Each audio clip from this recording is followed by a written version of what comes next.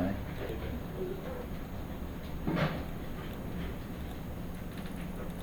这张图片，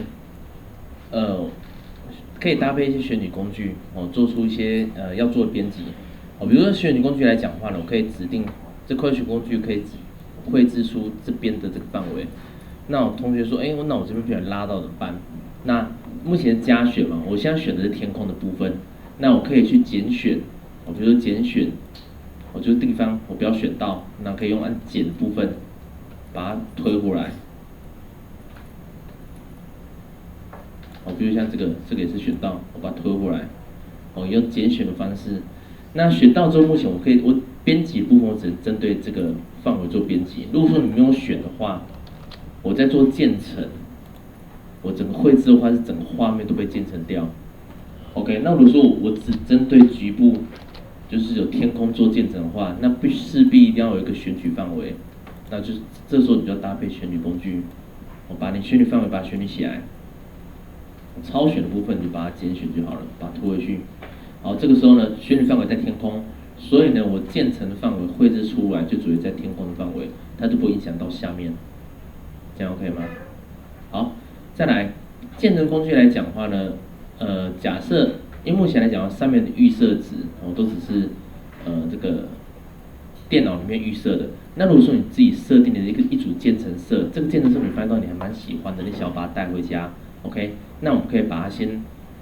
新增到上面这边来 ，OK， 那你就可以一直重复使用它。再来，你可以把它储存起来，储存之后呢，你可以把它存到桌面上。比如讲说我放到资料夹里面来，这渐层是这个名称自己命名，就想命名为制定。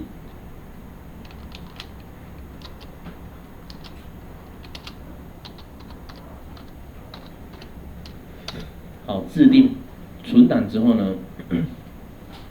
好，假设你今天回家 ，OK， 假设我把这个先删掉。好，假设你今天回到家，然后呢，你把这个渐层色带回家，传到这边，这个渐层色呢，它档案就变成点 GRD，OK， 那我只要快点2下，快点2下，或者是在Photoshop 的渐层这边，这个地方载入，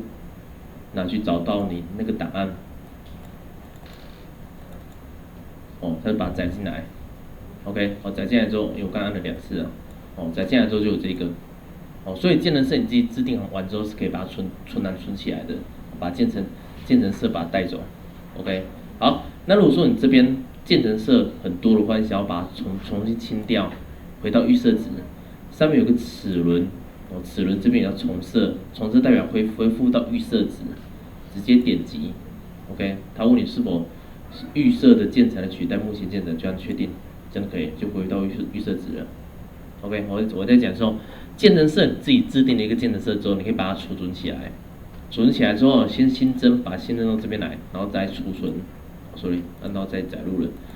按储存起来。它的副档名就点 GRD 就是个渐层色的档案名称 ，OK， 那你要载入的话，直接把渐层编辑器叫出来之后，按载入，选到那个档案，它都载入进来了，就这样 ，OK，这是渐层色的那个制定跟储存和载入，各位试一下哦。